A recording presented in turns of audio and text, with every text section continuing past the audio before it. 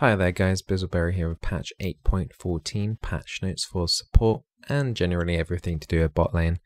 If you don't know who I am a support main, currently in Master and Diamond in several different accounts. And I also stream on twitch.tv/Bizzleberry. From Thursday onwards, I'm going to be going on holiday for a week, but there will be YouTube videos uploaded every single day. So I've managed to sort that out. So every day in the morning, 9 o'clock in the morning UK time, there will be a new video being released. Got a couple of really nice games coming up actually in that series as well. There's a really nice Rakan game and a pretty family friendly Vega game, which you'll see more probably as the week closes, and then eventually I'll be back for the Friday stream on the 27th. So I'll be back on the 27th. Okay, so let's just talk about the tier list. So I finally have a very good grasp of what's happening down on bot lane now. Just to let you know, if you like the tanks, you're going to have a tough time. You can play Leona, which I've placed in A tier. If you play with a very, very aggressive AD, well, I use AD as in, so you've got lethality burst or like a Lucian, or you've got the mage burst. So that would be something like Brand, being able to CC someone at one spot and that Brand 3 combo on them or more is extremely deadly. But those are the only kind of circumstances that a tank works. Rakan isn't quite a tank, but he is sort of in that role. He does a much better job, and I've placed him slightly higher into the S. So he's, if you were to class Rakan as a tank, he would be the highest in the tier list. That he received nerfs this patch, but honestly they're very minor. They're very, very, very minor CDR nerfs. You won't really notice it in your games. It's just tiny numbers. So your ult is still going to be incredible. If you are in a lane where it's quite even, you just want to focus on just making your way to 6. Making sure you only try and only take Rakan if you have AoE on your team, something like a Vlad, Swain, someone with large amounts of AoE to work with, to be able to round them up. CC Yasuo is another straight up example. Rakan Yasuo actually works bot lane as well, as long as obviously the Yasuo is good. Coin flip with that one.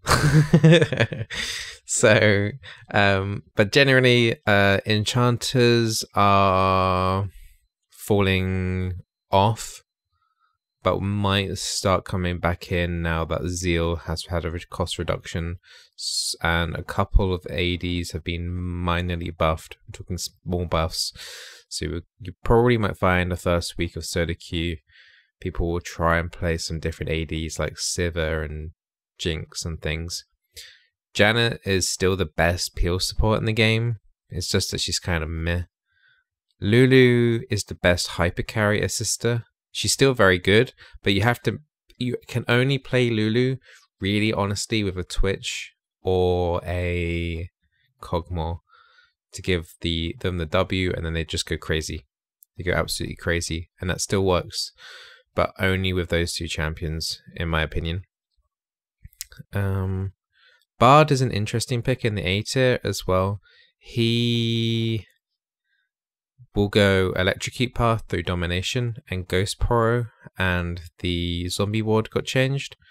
Now the Zombie Ward will probably affect Bard. You might want to take a Zombie Ward instead of Eyeballs on Bard now. Now what Zombie Ward would do is when you kill a ward, an enemy ward now, then your next... Let me get the actual specifics here for you. The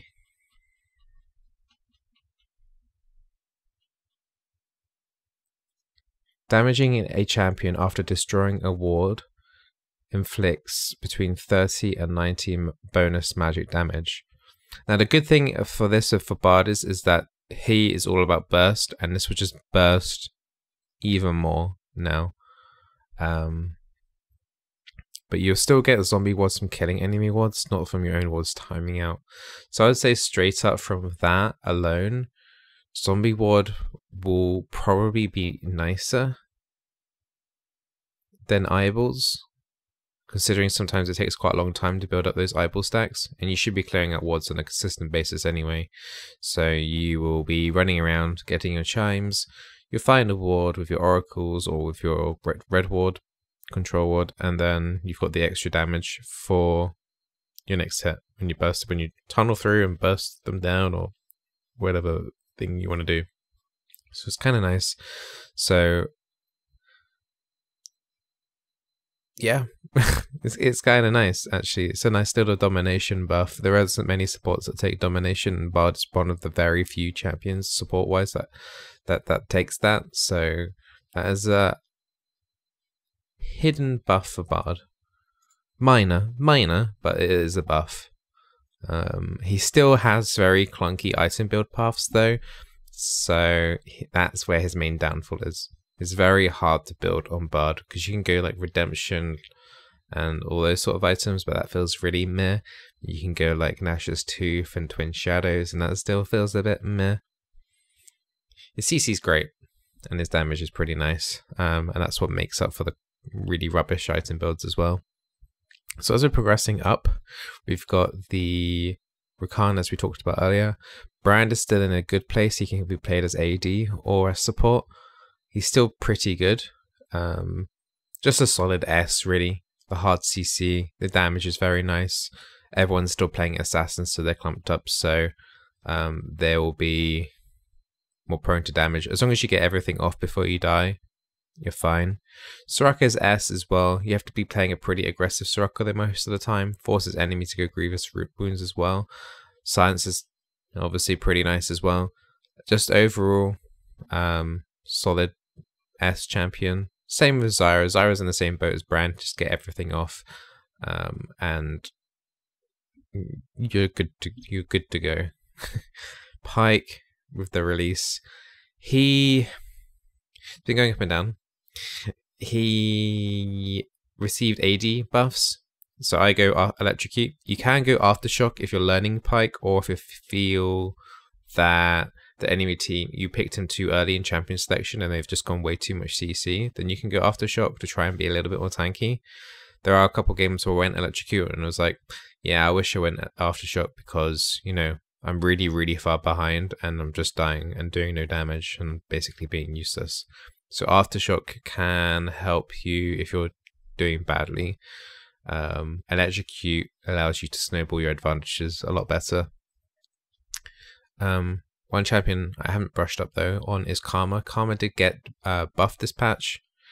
You might think she got nerfed with the damage reduction on her detonate on her mantra Q, but the radius got increased. So you will more likely be able to land that extra damage that explodes, because usually you could just walk out of it even without boots.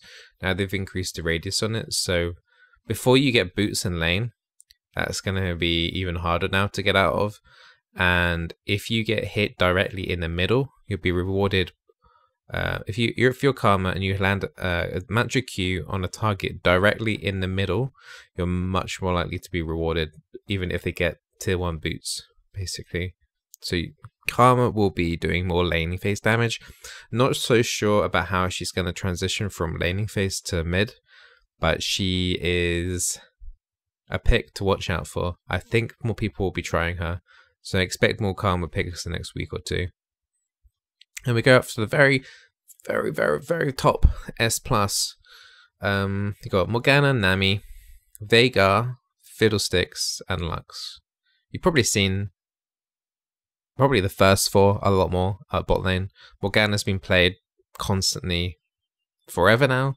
Black Shield, super safe. Binding, super nice. Works with a couple of champions. Works with Swain AD bot.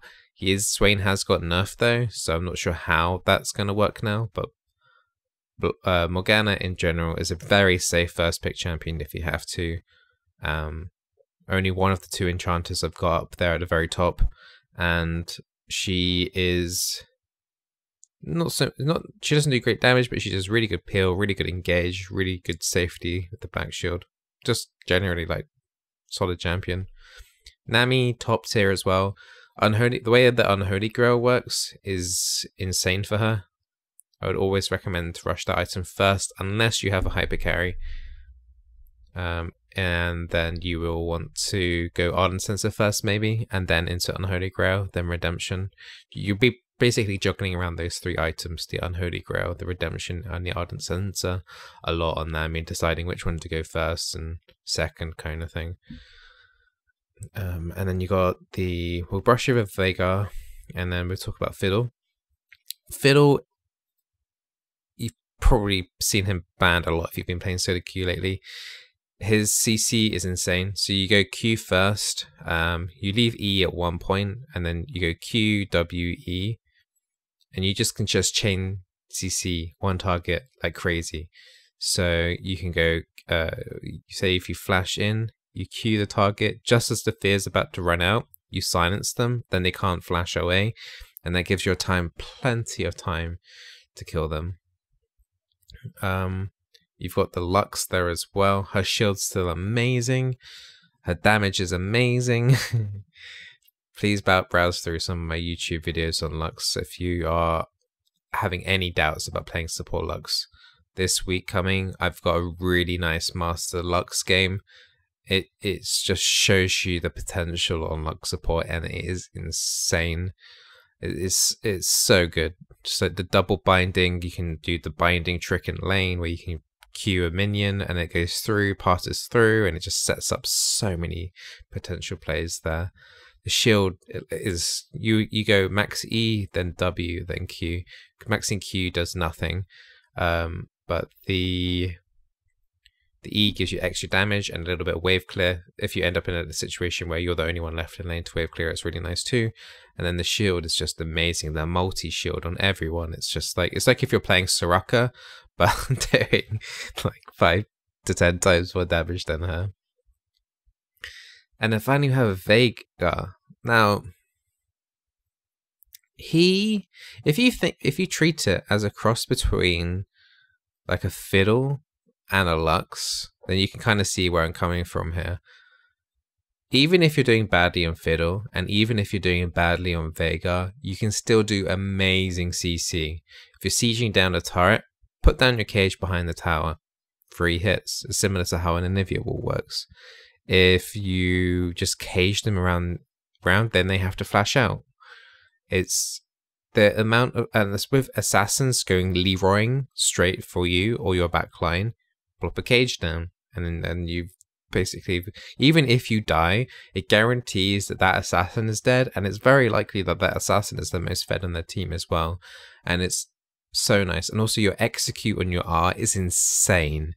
I'm surprised. This is like hidden secret, like OP, so keep this between us for now. But his ulti damage is insane. The base damage is insane, and you get AP stacks every time you just land spells on enemy champions, so you don't need the CS.